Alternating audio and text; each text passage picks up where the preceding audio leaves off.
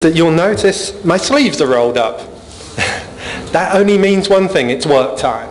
We went through the stories, we went through all the challenges, we went through the issues. I have got 1 hour to make you sponsorship goddesses and gods. I intend to achieve this. Let's jump straight into it. What is sponsorship? Sponsorship is a corporate partnership. That's all it is. It's about the commercial outcome. When it says they may not share your passion, it really should say they may lie and say they do, but they probably won't. If we think about the McDonald's thing for healthy, active lifestyles in the Olympics, do you really think they believe that? Did they change the fat content, the salt content, the sugar content of any of their menus?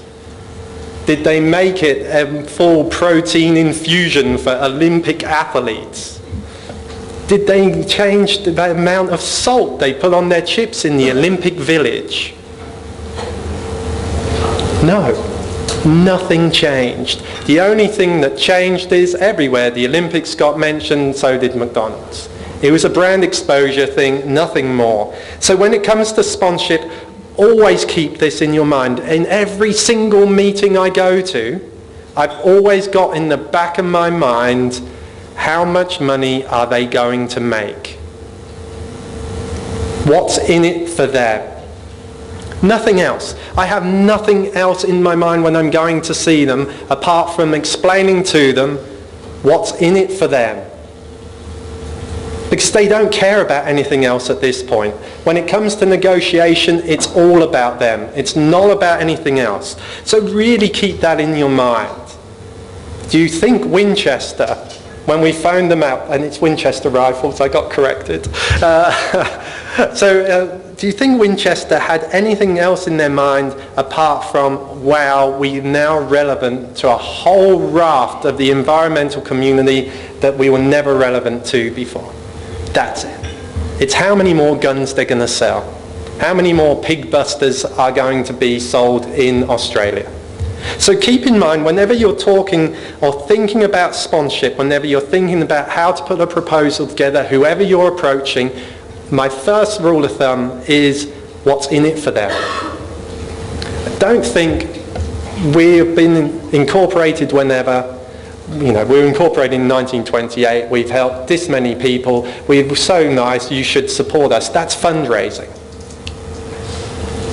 Donations, bequests, fundraising, it is not. It is simply a corporate partnership. It's about their profitable outcome. So always keep that in mind. And the reason I took my soapbox moment and stood here and gone, yeah, it's because this is what gets slipped up on most. Because when I asked those questions before lunch, and we said about telephones, the youth side of things, I immediately go, that's not what they want, so it's not worth approaching them. So today, we're going to go through everything you need to include in that proposal, and then I'm going to go through all the people you should be approaching.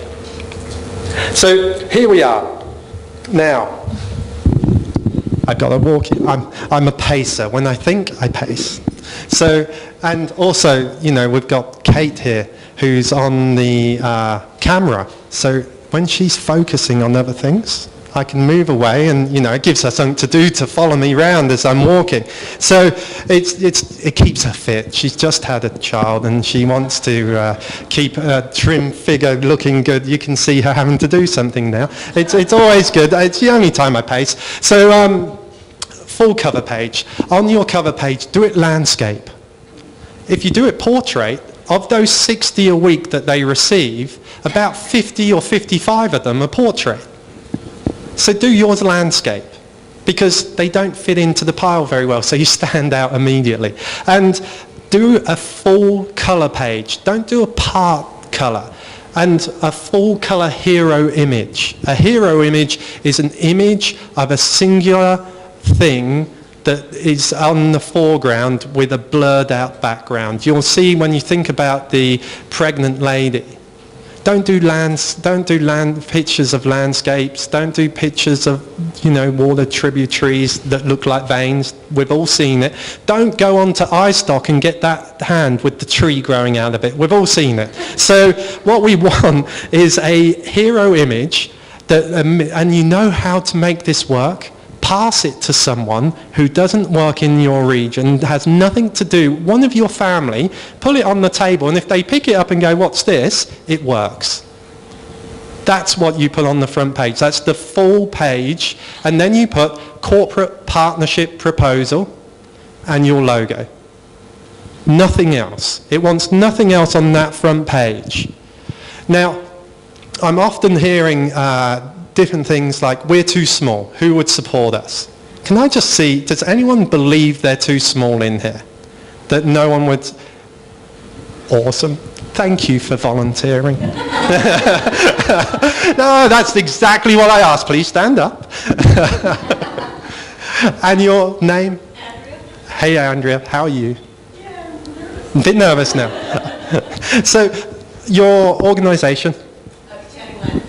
Okay, and why are you too small? Tell me. Well, when I consider the population base that, we're trying to create exposure, we're looking at 4,000 people who are in our shire. Okay. Beyond that, how are we accessing or offering partnerships that is worthwhile? Okay, tell me, what's your sexiest project? Trees and fences. Okay, so there we are. So the first things first. Thank you, Andrea. First things first, trees and fences. Now, when you say trees, are you planting trees? Somebody is, yes. Somebody is. You've got people who do that for you. I like that. It's, so with the trees that are being planted, how many trees are being planted? Hundreds of thousands. The government have a new target of 22 million this year to plant. I met a company, a hedge fund company in New Zealand about 2 weeks ago, who went, are they really planting that many? We're struggling to find anyone who plants anything over 1,000. If they plant over 1,000, please put me in contact with them and we'll support them, because the people who put their money with this hedge fund all want it to go into carbon, and this is how they make themselves look like good corporate citizens. They don't believe it. It's okay. We don't believe it either, but we'll take their money. So and they're in New Zealand, so no one cares because no one will ever hear of them. So it's, I can only say that when I'm not in New Zealand. So what we would do is we would put you with a few 100,000 trees a year, and they would support you to about $50,000 a year to continue doing what you're doing if you can put their name alongside it. And it's a wonderful name. It's TL3. Told you, no one's ever heard of them. And it's a great thing because they're ethical investors. It's not about your size, it's about your relevancy. And it's not about how many people you communicate with, unless one of the outcomes is how many people do you communicate with. And then we wouldn't come to NRM anyway, because then I would go to someone like Blackmores and speak to their social network hub who have 500,000-600,000 housewives. Because that way it's a lot easier to get hold of that target demographic. So it's about finding what you do and who you're relevant to. It's never about scale. So on your next thing, we have the full page positioning statement. It's your sales force. We don't have a sales force. This is it. This is the process is you develop this proposal, you send it out to the organization, 10 days later you phone them up and go, hi, it's Julian calling, have you received my proposal? And when they say yes, you go, well, would you like to have a meeting to discuss it? Now, of 50 that you send out, 40 will say, no, don't call me again. And the other 10 will go, yes, come in and talk to me. But the ones who ask you to come in and talk to them know who you are, what you're going to offer, and how much you want for it. So guess what? You're only there to negotiate. You're not there for any other reason. This way, it cuts down all that waffle you have to go through about finding out what they want and so forth. It's really straightforward. You know, what does Westpac want? Anyone? Money. There we are. They're a bank. They want to make more money. What do Apple want? There we are. So this is a really easy game, this one. So what do Dell want? To sell computers. Now, really, commercialism is really simple. So it's working out what they want, and it's always flog more product or services. So when we write this statement, this positioning statement, it's all about the first two paragraphs. The first paragraph, rather, is designed as an opening statement. It's designed to hook them in, to get them excited so they'll read the rest of your proposal. So it's exciting. It's not we were incorporated then, we need to look at this. It was, so when we're talking about the midwives, the Midwives Association of Australia are the guardians of women at their most vulnerable time. This is how it starts off, and they're going, what? It's fluff. On that first paragraph, it's designed to hook them in and make them want to read the rest of it. The next two paragraphs are about you. When you are incorporated and how much your scale is, how many people you reach, how many different projects you serve, what the outcomes of those projects are. Then you have a transition statement, which is a partnership with us. And then you only talk about what they get from there on in, the next 2-3 paragraphs. You only get one page to sell. Because partnerships aren't sales. This is where everyone seems to get this wrong. Sales is something that people just don't like. This is why women are the most successful at this, because it's a conversation. You're not going in to do anything other than have a conversation with someone, and the document opens that door to give you that lead in. The benefits that you give them, 1 page per benefit.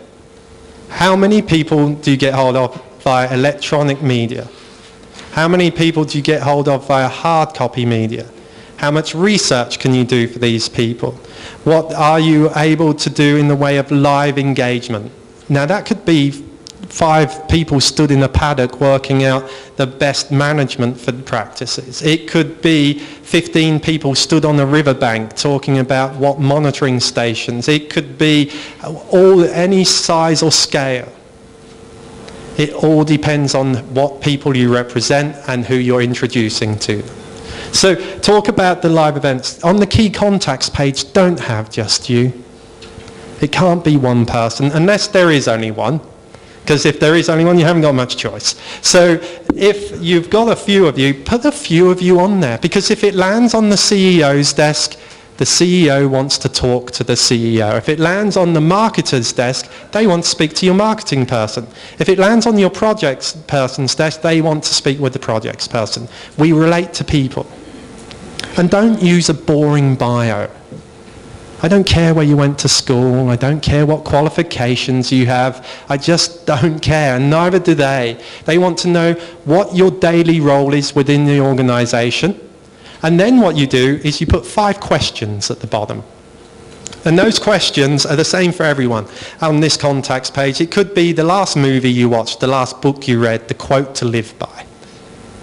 One of the reasons we do this is because it breaks down the barriers. It makes you more personable. So if you like the same movies as I do, if you like the same books as I do, you're much more likely to receive a call from me because I already feel like I know you.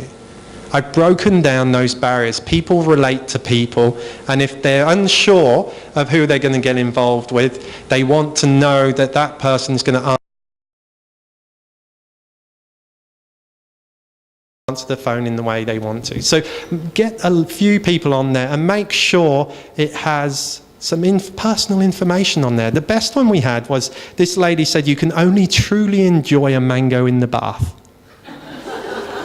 And the amount of weirdos that phoned her up and said, can I speak with the mango lady, please? But it meant that all the corporates felt like they could start that conversation off that way. Can you imagine how nice the phone calls were?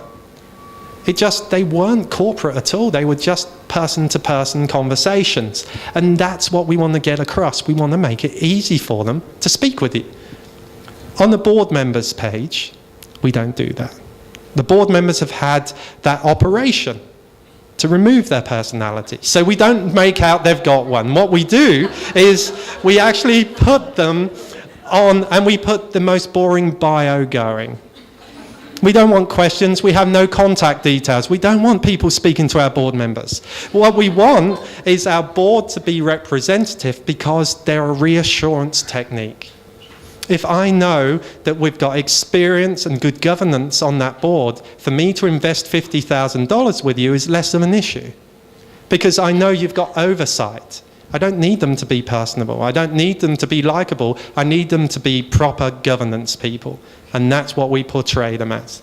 So then we have testimonials. These are my favorite. Testimonials are the biggest reassurance technique going. Can you imagine if an IT company wants to get involved with you and you've got a testimonial from Microsoft saying, since being involved with SWCC, Microsoft has been more successful. We would recommend that any other IT company get involved with SWCC. It's just reassured them straight away that if Microsoft have a great experience, so will we. It's just reassurance techniques.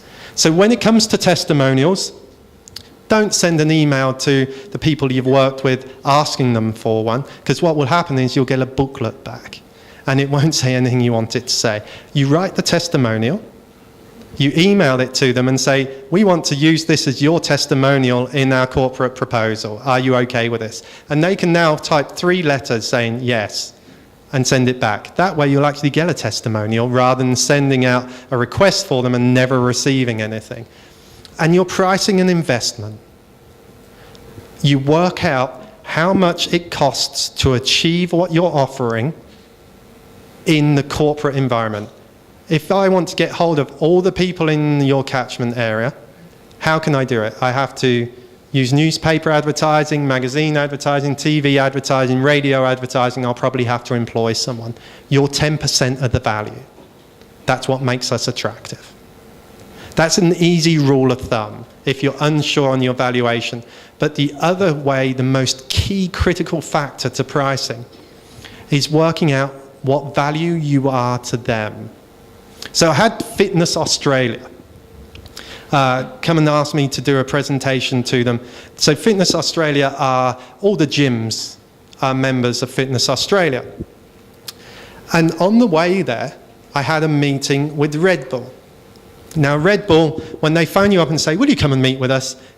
You tend to say yes, because they spend a crazy amount. And if you think about Red Bull, 10 years ago they didn't exist. Today they're the 3rd most drunk, I guess I don't want to call it what it is, sugary drink, shall we say, in the world. In that short space of time. What took Coca-Cola and Pepsi decades to do, they've done in under 7 years. Now, the difference is that what costs Coca-Cola 3 cents also costs Red Bull. But what Red Bull have is they can sell this for $10 and Coke can't. So can you imagine their profits? This is why they actually build cars with a giant Coca-Cola, giant Coke. No, they don't do that. There's an experience for them. What they do is stick a giant Red Bull can on the back of their Red Bull cars, employ people to go and give them away. That's because they make so much money. Red Bull, I had a meeting with and said, look, we've got a challenge. That challenge is not to be repeated, so that's why I'm telling you. It's our biggest challenge is after 30, people stop drinking our Red Bull. How can we change this? We've just come back from a full executive briefing, and I've been told that here in Australia, after 30, our sales do this. So we're going to make ourselves the healthy option. And I did the same. I started laughing. So I've gone, there's no bloody way you're going to achieve it. And they've gone, oh, no, we've got ideas. We know how we're going to do this. We're going to, in Asia, we are a health elixir. That's where Red Bull comes from. Red Bull was developed as a health elixir for the over 50s and over 70s, so that when you woke up in the morning, felt a bit lacking of energy, You could neck a Red Bull and you could go shopping. That's where Red Bull comes from. Some guy saw it and thought, wow, this would be great to go with vodka. So now they're trying to go, well, look, after 30, it's only long-distance lorry drivers and no one else drinks us. So we're going to change. We're going from extreme sports, we're going to now support Formula One racing, which we've already seen. They're now going to support golf, because this is the demographic they're moving into. But now they want to also be seen as the healthy option. So they want to get into gyms. So when you go into a gym, they want you to drink a Red Bull because you'll have a better workout. Yes, that's it. You're going to gym to lose weight and get muscle, or you can drink a really big sugary drink. It's awesome. And what they're going to do is they've contacted, I said, well, look, speak with Fitness Australia. They'll put a sign up in every gym. You can put a tub there and give them away and say, have a better workout, increase your metabolism with Red Bull on the house. And they thought, well, this is great. We'll get in every gym in the country. So my next stop was with them. So I told Fitness, I organised the meeting, and a few months later I thought, oh, well, that's, I've stepped away. It's all up to them. And I get a phone call from the global director of Red Bull. And I've gone, oh, crap, what am I going to do? So I've answered this call, and he's gone, look, I don't know if you've heard, but it was a total bust. They did not understand what we wanted. I've gone, well, what's happened? He's gone, well, we told you this is $120 million worth of marketing this year. That's on top of what they're spending already. This is just to change Australia's perception. This is just to let you know it's going to be more about this age group. We're going to spend $120 million. We went to them and asked to get in every gym in the country, and they came back with a proposal for 50,000. What do they think? Like, they don't understand us. They don't understand, like, they just clearly can't have grasped the gravity of the situation. If they'd gone back with a proposal with another zero and made it 500,000, they'd have actually gone, oh, well, maybe we can use this as part of one of our marketing campaigns. They literally undervalued themselves out of the proposal. Now, pricing, it's about them. How much money will they make from this? And if it's $120 million, do not price it at 50,000. I think there's the first lesson. Keep in mind, the easiest way to find their value is download their annual report and read it. It's also the cure for insomnia. So if you are struggling to sleep at night, do have an annual report handy. It will put you to sleep very quickly. What you do is you do a search, a find on the PDF, because they normally come down, and you find... do a search. Well, first of all, you do a search for the word. I've forgotten what word I searched for. How about that? So I always search for a couple of words. Now, the first one is it's going to be a consolidation. If you search for the word consolidation and their market is becoming consolidated, don't bother approaching them. They've got no money. I don't want to read an annual report if it's got consolidation in, so I do that search first. And then if it doesn't have that in, it means I've got to read it. Now I'm going to do a search for new markets. When we see new markets, it tells me a couple of things. First of all, any new product they're launching also tells me the person who's heading it up and what their expectations for that product is. So now when I write this proposal, I can talk about their new product, the new market, and I can send it to the right person. I do warn you. You can get fatigued reading annual reports. It is not a fun game. But it is very interesting when you want to know where the valuations are. So your value proposition, this is the next page. Don't think of it, it's the question. And I always struggle to work out what the value proposition is. When you sit in front of someone and they say, why should we sponsor you? Your reply is your value proposition. Does anyone, I'm going to have to pick on someone, and it's got to be Sarah, because, quite honestly, I've had most contact with Sarah and I've not picked on her. So, Sarah, why should I sponsor you? I'm now, I am Sony. Because we can make it worth your while. How? environmental profile. I've got one. We can give you a local profile on the southwest. Oh, that's interesting. I'm not quite sure how, but We can help. This is because I can help you become more successful by getting involved in Southwest catchments. It's got 2 C's. Council. There we are. By getting involved with us, I'm going to help you become more successful by introducing you to a community you don't have any profile in. I'm going to do this through electronic media. I'm going to do this through face-to-face engagement. I'm going to do this through hard copy publications. I'm going to do this through by researching the environment and reporting back to you on the elements you haven't got the market penetration you expect to have. Yes? Do you at any stage, or at this stage, begin to do something like connect our values to your values? Not at this stage. At this stage, it's very much about what's in it for them. And the values only come into it a bit later on once we've established they can make money. So by being SWCC, by being a partner with us, you'll have exclusive rights. We'll have no other electronic company as a partner, which means all your competitors will be disadvantaged because of this partnership. We will let the people know that you are the biggest electronic music manufacturer in the world, 4 times bigger than Apple. We'll make sure that the people who are out in the fields and doing all this water monitoring with Yasmin don't get tired or alone. They won't have an iPod, they'll have a Walkman. And that Walkman will have Sony on it. It will not have Apple. You will become the choice of music product for the environmental area we represent. It's about them. It's a crap analogy, I do apologize.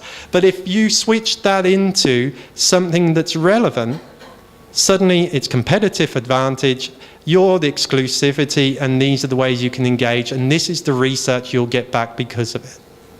It's only about them. It's never about the good work we're doing at this point. Because once they've said yes, we can talk about how we're going to deliver these, and it's all through the work you're doing. So selling sponsorship, who should sell sponsorship? Guys, I've got to tell you, it's not you. I do apologize. This always reminds me of the time, I've just recently bought a new car because my wife told me I could. So when she said that, I immediately jumped into my car and I went across to the dealership. And as I drove into the dealership, I saw the guy, you know, they live in a glass fishbowl. And so I saw the guy, he's got off his chair. Wow, I've got stage props and everything. So he sat down, he's seen me drive in, and he's got up and he's pulled his jacket on and he stood in the mirror doing this. He's getting his cufflinks right so I could see them because they had little steering wheels on. He was, you know, so... And then he's walked into the dealership doorway and done the cricketer pose.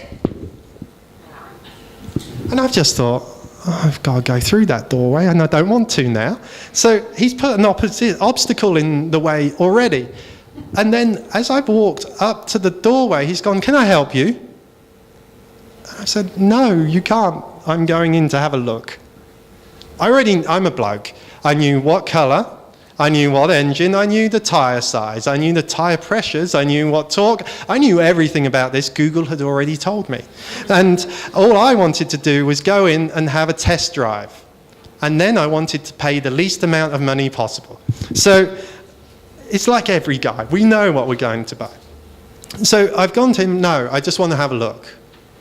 So as I'm walking, they've got all the range lined up. As I've walked past them, he's telling me the torque on this one. He's telling me the flywheel speed on this one. He's telling me this one comes with metallic options. And I'm thinking, please, just leave me alone.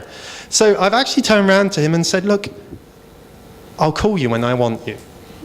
That got me 15 feet away from him. And he then hovered. But then I saw a lady sat down at a desk doing her job, and I went up to her and said, "Can you sell me a car?" Because blokes like being sold to by women, and women prefer to deal with women. So unfortunately, guys, you're onto a loser on this one.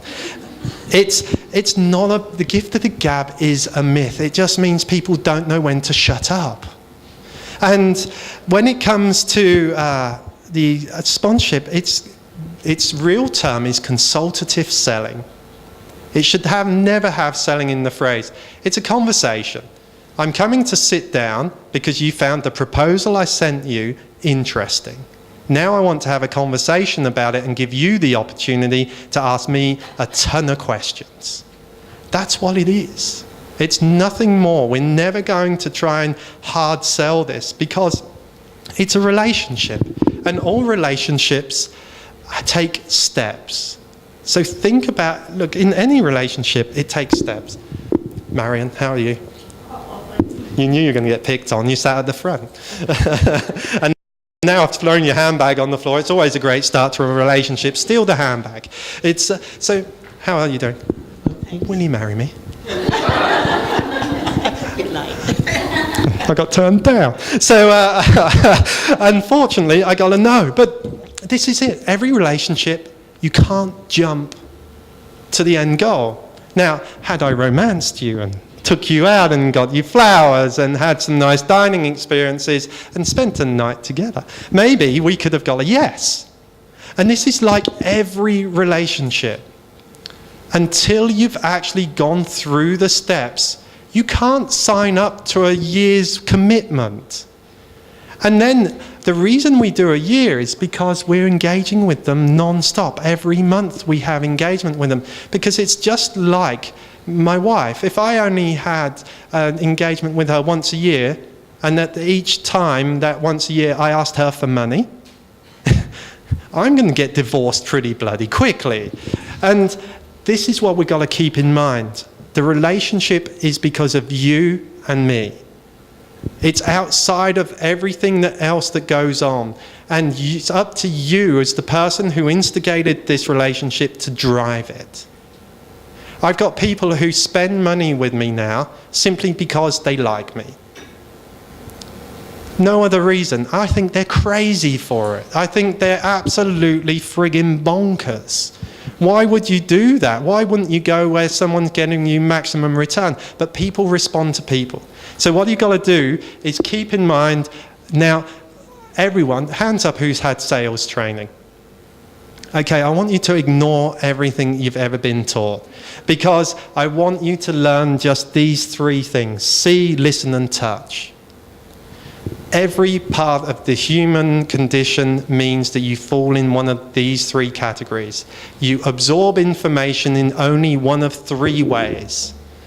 See, you can, when you're speaking with someone on the phone, they go, I really see what you mean. When you go to that meeting, take photos to them. That's how they absorb information. They're visual people. When they say, I hear what you're telling me, get ready.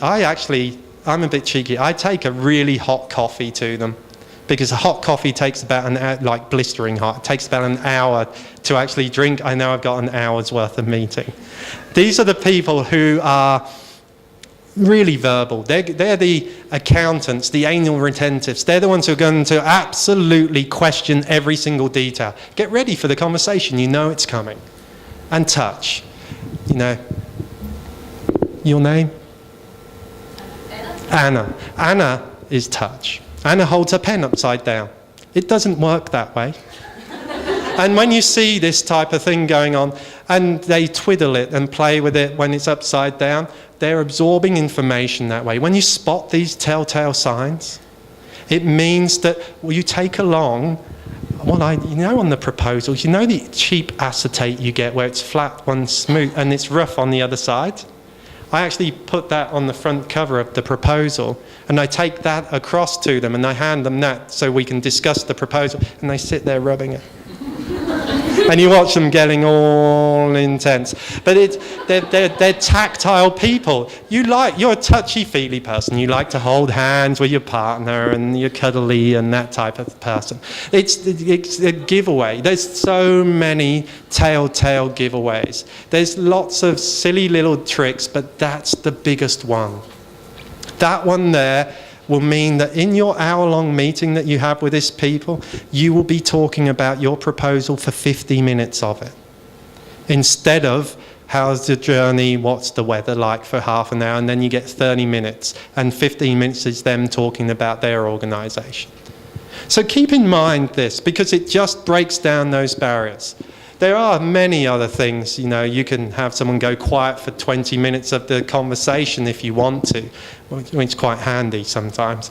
But these ones really are the key points, because that's what will make you more relatable to the person you're standing in front of. So, now we've gone through just all the theory side of things, and I know I'm running out of time. I thought we would cheat. I thought at this point, you know the layout of the proposal, and if you would like a copy of the template, I'm going to give it to Sarah, and she can email you a copy of the template.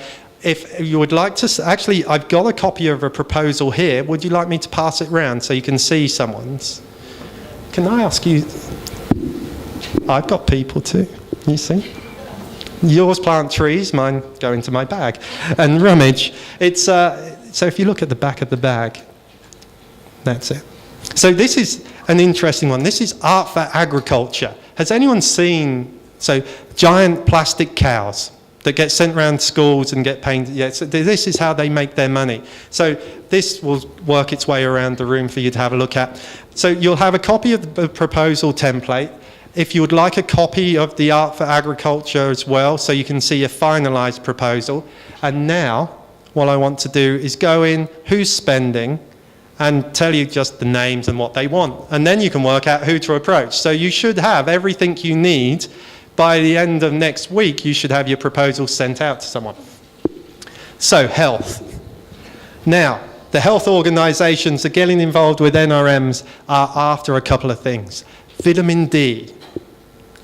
So, vitamin D levels have recently been changed by the medical community. So if you got tested last year and you're fine, you're now massively vitamin C or D deprived. So you'll find Austerlin, Swiss and Blackmores are after anyone who doesn't go outside for a living.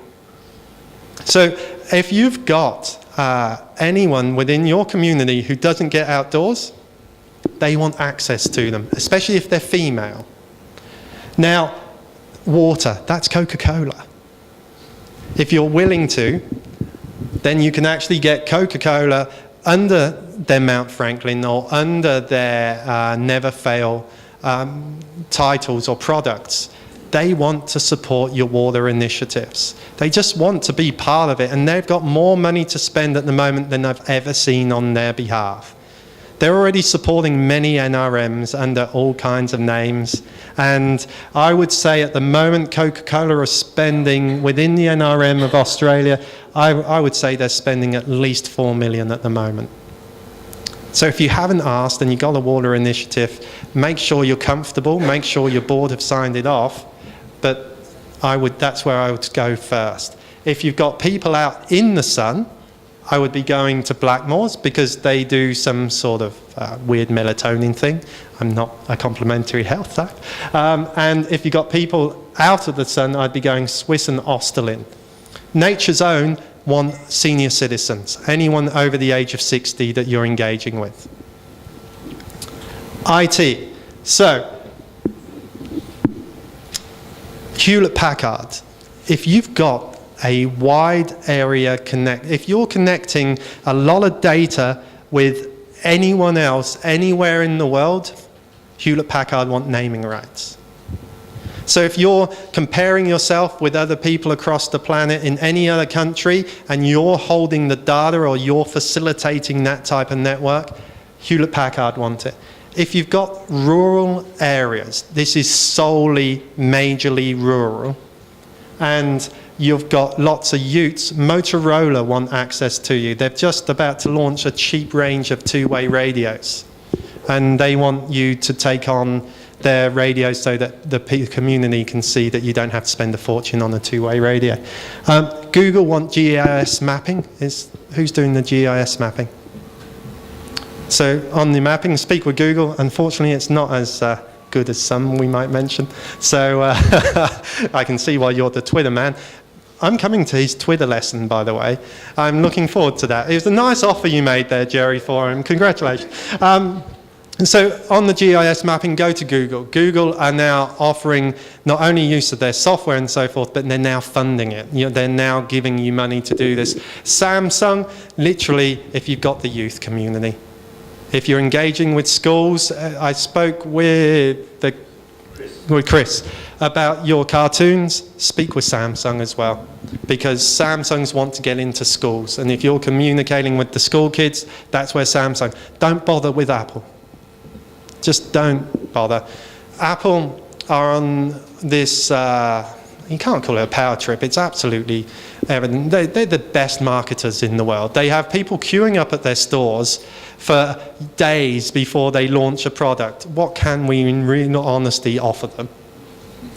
And that's what it comes down to. The only success I've had with Apple was with the Tasmanian Deaf Society. And I sent them a letter. His name is Rob Small. He's the Australian who's head of Asia Pacific. And Rob I sent him a letter saying, thank you for launching the iPhone 5, I think it was at the time. It's made all the difference to the deaf community. You now mean that any deaf person can talk to anyone. Because Skype, if I want to sign, gets blurry. FaceTime doesn't. It's because it's a high definition, so you can see me signing. So that means as a deaf person, I can go into the post office, I can go into the petrol station, I can go in anywhere, I can put my phone on the counter, hit FaceTime to a translator, I can sign to them and they can talk to the person and tell them what I'm saying. You've opened my life. And what I want you to do is just understand how wonderful it's been, and I wanted to thank Apple. I got an email back going, what do you want? So, we tugged at some heartstrings there. And when we got it, we got a couple of iMacs, we got a few iPads, we got some iPhones, we got $60,000 worth of equipment, and it got a compliment slip that says, tell no one. And the amount of times I've heard this now is 5 or 6 times I've heard this, tell no one. Everyone who's ever engaged with Apple has not been allowed to tell anyone. It's just surreal. I actually think they are giving away an extreme amount of product, but I've never ever heard of them spending any money. Pharmaceuticals. Okay. Slight ethical challenge. Agricultural areas and rural areas suffer from huge amounts of depression. One of the largest depression areas within any of the subject area. So if you've got a very rural area or very heavily agricultural area, you go Pfizer, Roche, Eli Lilly, GSK, because they want, and they call it affective disorders. So it's bipolar, unipolar depression. Now, just to give you an idea, I got the phone call from, they're not on there, Jensen, last week. And Jensen have just recalled their entire sales force in-house to have learning on a diabetes product. They are only allowed for the rest of the year to talk to GPs, health providers, and community agencies about this new product. That only means to me that they've got a blockbuster drug on their hands. A blockbuster drug means it makes $1 billion in profit per country. Now, if they've got $1 billion, they allocate 5% of that to marketing. Get a hold of Jensen and get hold of them quick. You're the first people I've spoken to about it. I don't think I've mentioned it ever before. It only happened Friday. If you've got the Aboriginal community, if you've got any of these areas that are highly affected by diabetes, Jensen. That's where I would be going straight away. If you don't like affective disorders and depression and you don't want that to be attached with this, Servier are bringing out what's called aglamellatine. It's an antidepressant drug that has no real effective contents. It gives you a good night's sleep. It improves your sleep wave pattern.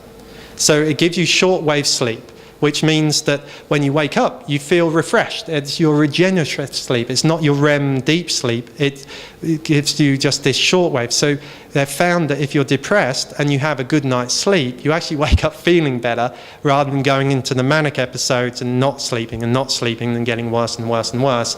This survey have taken it another way, and they've tried to improve the quality of sleep. And they do it through aglamellatine, and they're looking for rural areas. Johnson & Johnson are actually looking to get hold of not only mothers in your area, but they're actually after the cancer side of things. Anyone who's got melanoma going on is Johnson & Johnson. And Wyeth, just don't bother. Wyeth have been a thorn in my side since I've been here. They make lots of promises and they've followed through on none of them. So stay as far away as possible from Wyeth. And then on the randoms, I know I'm running out of time.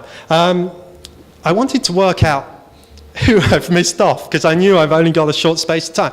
So luxury goods. When I'm talking about luxury goods, you wouldn't go to... Does anyone have a private school in their area? Because if you have a private school, what we've done is we've started putting Mont Blanc there, the pens, because the private schools all have passing out ceremonies. As they leave, they get issued a pen that will last them a lifetime. We've got Dior going to all-girls schools now. So we've got, and this is all from France. So we've got Dior from France sponsoring an all-girls school in, well, the Outback is the only way of putting it. So it's, again, don't think of just Australia when you think of luxury goods. What I would say is, when you think of boots, we all think of Hard Yakka or we think of R.M. Williams. Look overseas, see what the States are doing, see what the boots of choice are for the Canadians. And then send an email to that organisation and tell them you can put them in the toughest environment in Australia, and that will prove their effectiveness to the marketplace. Now they can give you a ton of boots, and they can give you all the marketing budget they need to actually make Australia a choice. What you've done is you've become that marketing channel. Luxury goods aren't just perfumes and high-priced items. It's anything at the high end of the range for any product. So some of these boots we're talking about could be $1,000 plus. You know, so look at anything that's luxury. Whenever I'm asked about where we should approach, I work out the most expensive area that's relevant to them, because the product never costs that much more to develop, never costs that much more to put together, but the margins are huge. And because the margins are huge, I know they've got more marketing budget to spend. So look at the luxury goods. Look at, has anyone got anyone in their area who's posting veg or wine? Well, of course, you've all got wine being posted. But wine and vegetables in the post is the only growing sector, parcels. And if you've got these areas, they're wanting to support you to grow this. In fact, the next day delivery for vegetables is one of the fastest growing areas in Australia Post at the moment. And if you've got people who have the ability to do this, they want to engage you to tell them about the opportunities. So AusPost have now become one of the biggest funders of NRM in the regions. Now, when I think about cars and vehicles, don't go to Toyota and don't go to Holden. Well, don't go to Ford either, because everyone goes to Toyota because they think of Hilux and Prados. When you look at cars, you really should be looking at things that can offer you a wider variety. Think about Honda. Honda do marine engines, quad bikes, they do 4x4s, and they do saloon cars. They even do streamers, strippers and everything in between. Honda are much more valuable to you than someone like Toyota.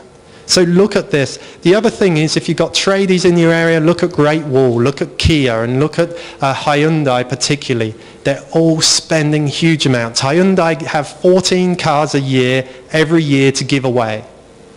So if they don't support you, get a car, raffle it off. Yes? What all of us here will be driving four-wheel drives as part of our work. Okay. So of the companies that make four-wheel drives, would you not then go to General Motors?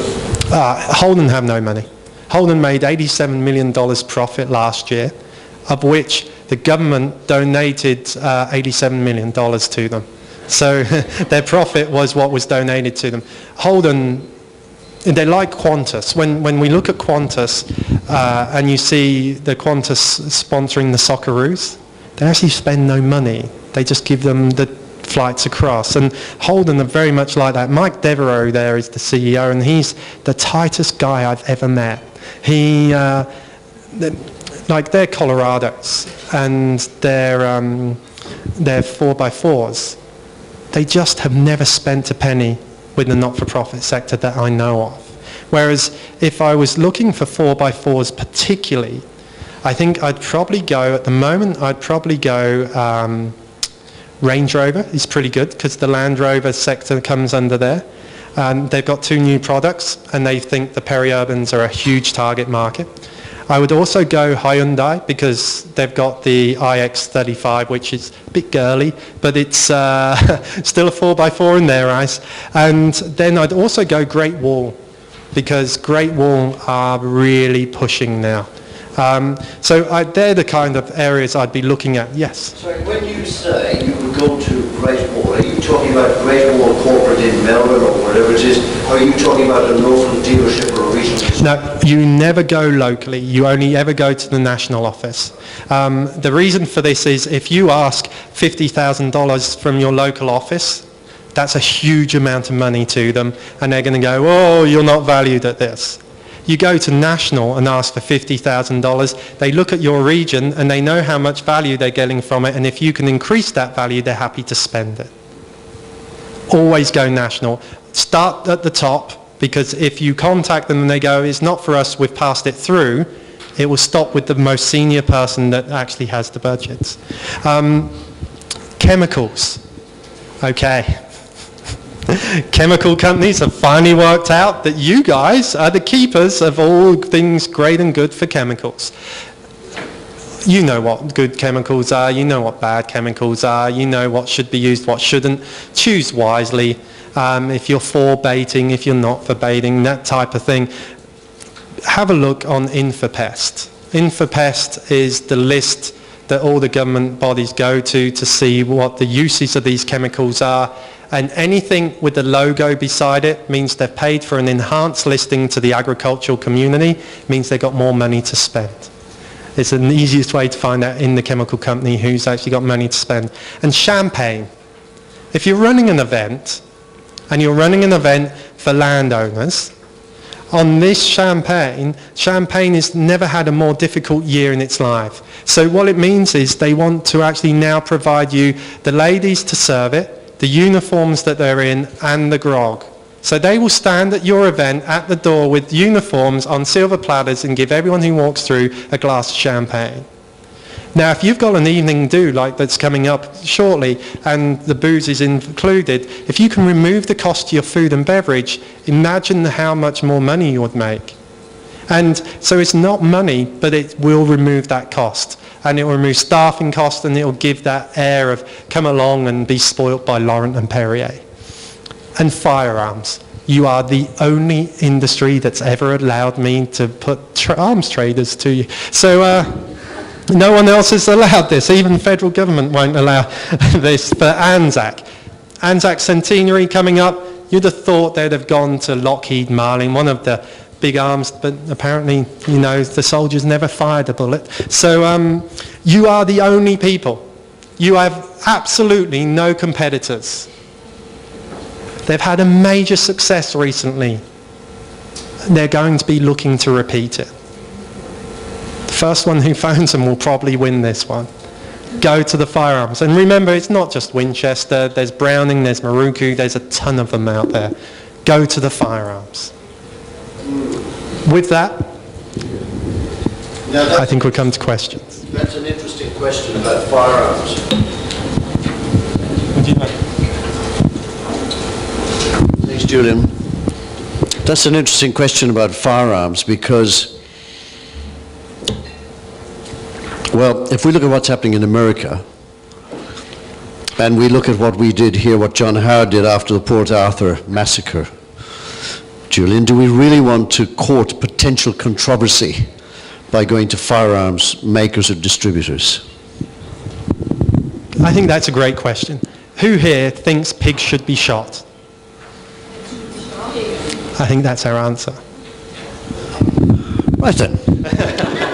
Yasmin, So a question. yeah, question? Yes, I was just going to ask, what about social responsibility?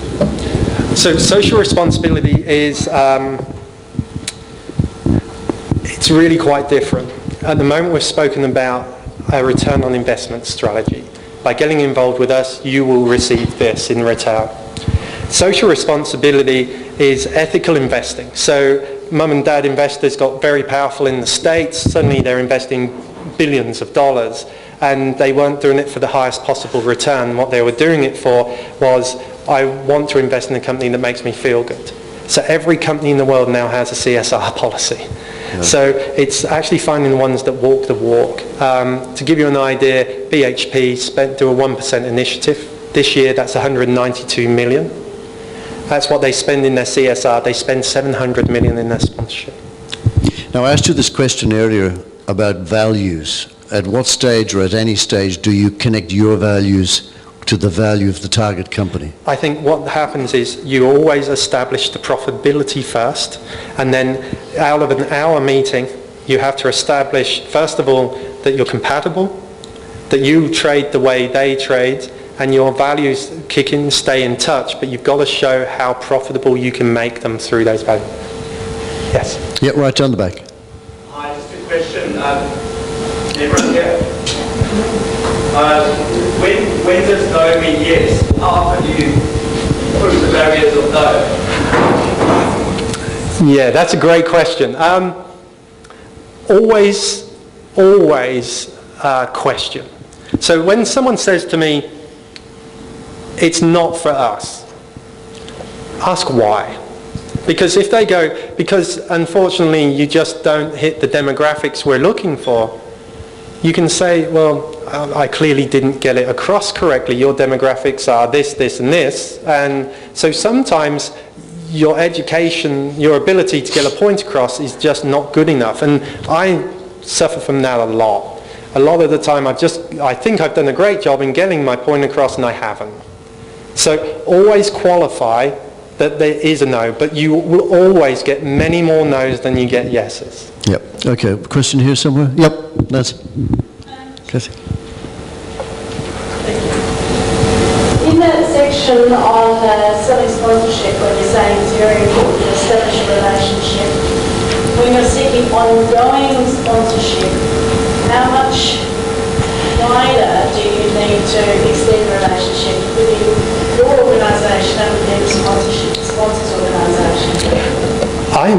I like to have multiple connections. So I want myself and my counterpart connecting. I want my CEO and their CEO connecting. I'd like their media and media. I'd like as many connections as possible. And that's because it's in their interest. It's also security.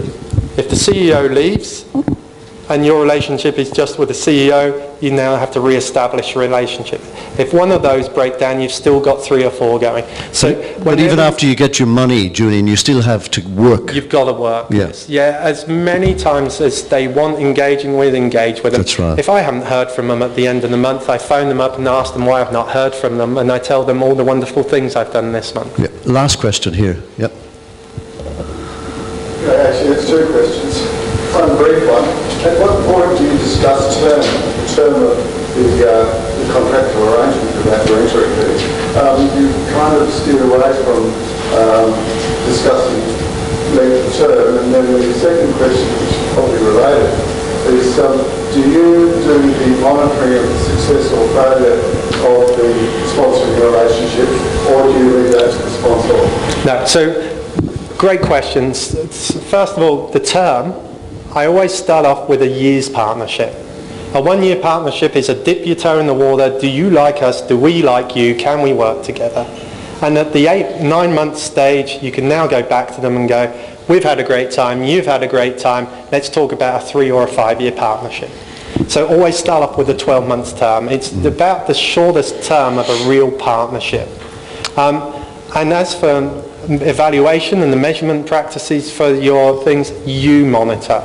You're the people, it's your volunteers, it's your engagement that's going out there, you report back the measurements. And you also designate the measurements, because if it's for them about... So we had Avis come to us, and Avis wanted to hire more cars out to a Melbourne-based organisation. At the end of the year, they said they're going to actually pull the sponsorship. They'd only hired 4 more cars. They called me in to go and see if we could salvage the arrangement, and sure enough, they had 1,200 inquiries, but only hired 4 more cars. So the valuation shouldn't have been on how many cars they hired, it should have been on how many leads had that organisation sent them. Budget was much cheaper, people went there, got the same car for a cheaper value. All right, we might leave it there. Julian is with us until tomorrow lunchtime. Squeeze his brain in the breaks. For all he's worth, you'll get much more out of him. And if you buy him a beer tonight, you might get a lot more. Please thank Julian, ladies and gentlemen.